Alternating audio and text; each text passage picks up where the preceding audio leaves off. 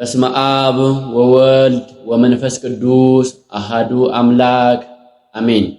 መቃባ ከንልማ ከነፍሮ ቁልቁሉ ዋቀዮ ቶኮ አሜን አሜን። ከበጀምቱታ ፊ ጃለተምቱታ ማቲወን ዋቀዮ ጆሌ ሃዳ ኬኛ ቁልቁሌቲ ዱበሮ ማርያም ከበጃ ፊ ጋርጋርስ ኤርጋምቱታ ቁልቁሉ ዋቀዮ ጎፍታ ኬኛ ፈይሳ ኬኛ ኢየሱስ ክርስቶስን ነጋሲን ጋፈዳ አከም ጅርቱ akkam yoo nageessanii akkam turtan ameen galateeffamuun amala isaa kan ta'e waaqni abbaa keenya fayyisaan keenya Yesuus Kiristoos maqaan isaa kan galateeffamee fi kan kabajamee nuuf haa ta'u. Ameen adda inni baatu ateenyaatti qulqullootaa innaan fannoo jalaa waadan qaraanii qulqulleettiin dubaroo Maariyaam maqaan isheellee kan galateeffamee fi kan kabajamee nuuf haa ta'u. Qulqulloonni ergamoonni dukaboonni toloonni akka kennaaf kabaja isaaniitti kan galateeffamanii fi kan kabajaman nuuf haa ta'an. Egaa maatiiwwan Waaqayyoo guyyaa har'aa waan addaan isiniif qabadheef hundumti keessaniyyuu viidiyoo kana akkuma argitaniin obboleewwan keenyaaf sheer akkasumas immoo laayik gochuu hin dagatinaa isiniin jenna maatiiwwan Waaqayyoo. Maaliif jennaan samuuna kana YouTube irratti viidiyoo nuti dalagaa jirru kuni dhugaan isiniin jedha goongumaa yoo mul'achaa hin jiru. Kanaaf hundumti keessaniyyuu obboleewwan keenya amma danda'amu sheer gochuu hin dagatinaa isiniin jenna. Akkasumas immoo obboleewwan keenya mana kana hafaaraa taatanii immoo saabskiraayib godhaa isiniin jenna jechuudha obboleewwan keenya. Egaa wanti nuti qabannee dhufne maalidha jechuus dandeessu. Innis maalidha? Waqtii naannoo ammaa kanarratti jechuudha waa tokkotu jira. Innis maalidha? Yeroo darbee ayyaana guddicha yookaas immoo ayyaana masqalaa dabareen boodatti ayyaanni irreecha ture. Ayyaana sanarratti yaada baay'eetu ka'e. Sana boodatti garuu immoo wanti nama dinqisiisu yookaas immoo baay'ee wanti nama ajaa'ibu dhugaan isiniin jedha baay'uma wanti nama ajaa'ibu yaada obboleessa keenyaa barsaa keenya baay'ee jaalannu gama TikTokitiin barsaa kan ta'an yeroo hunda laayiviidhaan obboleewwan keenya kan barsiisan akkasumas immoo kitaaba qulqulluu namoota baay'eedhaaf hiruun kan beekaman barsaa keenya barsaa Lidata Qaal kan jedhamanii waa dubbatanii jiran viidiyoo isaa sin daawwachiisuu danda'a jechuudha maatiiwwan Waaqayyoo.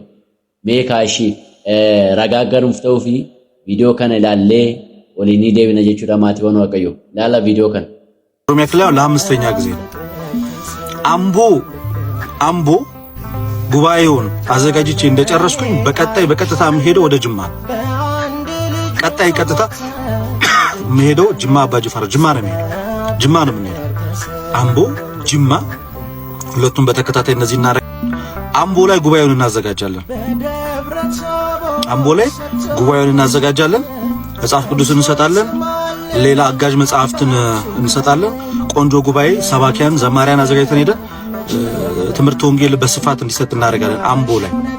እሺ ዱጉማት የብፈም ጀናነ obboleessa keenya kana baay'ee kan nama ajaa'ibu dhugaa waaqan siniin jedha wangeelli yookaas immoo barumsi akka baratamuuf amantaa isaanii akka beekaniif bu'aa guddaa dadhabbii guddaa obboleessa keenya dalagaa jiruudha dhugaa waaqan siniin jedha obboleessi keenya Lidata Qaal kan namni jedhamu.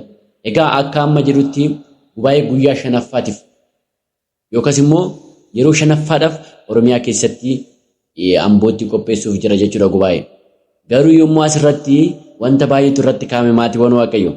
Inni waa'ee kana haasa'e akkasumas immoo Phaaphaasota keenya Abune Saawuros akkasumas immoo Phaaphaasota keenya Abune Rufaayil irratti namoonni kaan suni maaliif kaanii amantaa keenya irratti maaliif ofii keenya maaliif amantaa keenya xureessinaa nama keenya warra ta'aniif wal kabajuu akkasumas immoo isaanii eeyyama mana kiristaanaatiin kan muudamanidha. Ammas manni kiristaana keenya haga ammaatti kan kabajee jirtudha. Kanaaf Waaqayyoos Kitaabni qulqulluunis kanaan kabajee kabajaa waan jedhuufi kabajuu qabdan jedhee obboleessi keenya Lidata Qaal kun laayivii irratti barsiisa jechuudha. Sana boodatti garuu waan sinni dhugaa waaqan siniin jedha. Sana booda irratti garuu yaada kana dubbatee obboleessa keenya kana namoonni baay'een deeggaranii turan. Barsaa keenya Gosaayee akkasumas barsoota baay'ee deeggaraa turan jechuudha. Garuu immoo namoonni tokko dhugaan siniin jedha laal. Yaadni isaanii amma ammaatti kan keessa hin banne jiru jechuudha tokko namoonni tokko baay'ee osoo hin taane yookaas immoo wangeela Waaqayyoo akka lallabamu afaan hundaan akka lallabamu namoonni dhorku baay'eetu jira jechuudha lala. Isaan keessa tokko obboleessa keenya kanaadha hubadha lala. ልደተ ቃልና ይህ መምህር እንግዲህ ቦታ ለማግኘት የሚያደርጓቸው እንቅስቃሴ ለኔ ያስቁኛል። እኛ አባቶቻችን አልተናገርንም።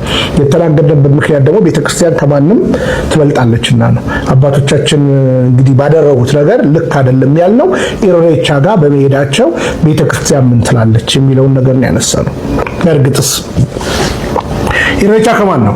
ኤጋ አኩማ አርጊተኒ ዳውበሌዋን ኬኛ obboleessi keenya kuni duraan paastera ture paaster jedhama Biniyaam jedhama ture amma immoo mana kiristaana keessatti deebee jedhame amma biyya alaa taa'ee garuu immoo jecha hin taane obboleewwan keenya yeroo maqaa isaanii balleessu argine jechuudha. Lidata qaalii fi akkasumas immoo obboleessa keenya Barsaa Goosaayee maal jechaani jira. Sini silxaana mangistiif argachuudhaaf akkatti dubbattu yookaas immoo silxaana argachuudhaaf akkatti dubbattu jedhee akka amma ilaalaa jirtan viidiyoo irratti argitan kanatti maqaa balleessii gochaa jira jechuudha. Garuu immoo waan isin dhibu dhugaa waaqaan isin jedha obboleewwan keenya kun maaliidhaaf siyaasa tokko hin qabani waa'ee siyaasa keessa iyyuu hin jirani garuu isaan maal barbaadani afaan keenyaan ijoollee baay'eetu badaa jira nama baay'eetu badaa jira. Sagalee waaqayyoo dhaga'uu irraa kanaaf sabni baay'een badaa jira maaliif kitaaba qulqulluu irratti akkas jedhama sabni koo sagalee koo dhaga'uu irraa kan badee jira jedha kitaabni qulqulluun kanaaf dhaka obboleewwan keenya kunis namni kuni ijoolleen keenya baay'een badaa jiru akkasumas immoo eenyummaa isaaniitti baay'ee shamaqqaqaa yookaas immoo eenyummaa isaanii of dhoksaa jiru amantaa isaanii of dhoksaa jiru maaliif akkas ta'a jedhanii yeroo hunda sagalee waaqayyoo isa qulqullaawaa ta'e barsiisuutti beekamu jechuudha obboleewwan keenya. Egaa garuu immoo wanti baay'ee nama gaddisiisu namoonni baay'een obboleewwan keenya kanaan deeggaran jechuudha dhugaa waaqan isiniin jedha. Waan gaarii yoo hojjenne biyyi lafaa nu deeggaru. Waan gaarii yoo hojjenne nuti biyyi lafa dhugaa nu deeggaru maaliif akka ta'e garuu waaqayyo haa beeku.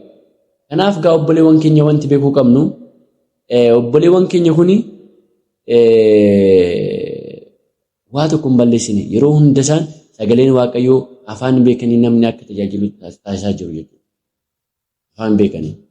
Kanaafiyyuu hundumti keenya isaan cinaa dhaabbannu jechumaaf obboleewwan keenya waaqayyoon isin eebbisu eebbifamaa isiniin jenna.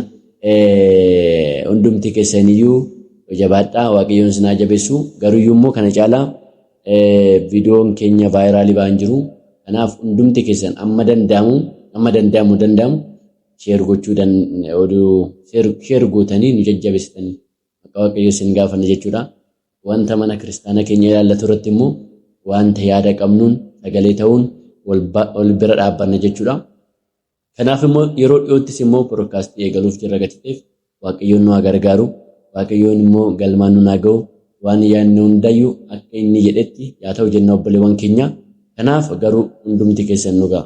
Deeggarsa keessan baay'ee barbaada. Maaliif waa'ee miidiyaa afaan Oromoo ijoolleen Ortodoksii kun yoo miidiyaa jajjabeeffatanii yuutuubii banatanii irratti hojjetan garuu immoo viyuun isaanii ni ilaalan jirtan akkasuma immoo jajjabeessan jirtan.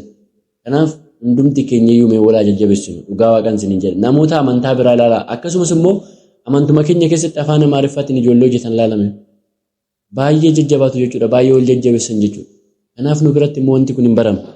Kanaaf nu biratti baramuu qaba jechuudha maatiiwwan waaqayyoo. Waan dandeenyuun waanuma biraatirri miti. Viidiyoo keenya kana link sheer gochuun waa baay'ee fayyada jechuudha.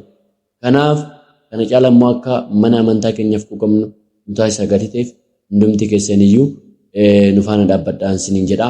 Eebbifamaa waaqayyoon isin eebbisu yeroo itti aanutti olitti deebina waaqayyoon nu gargaaru isiniin jenna. Eebbifama waaqayyoon isin eebbisu.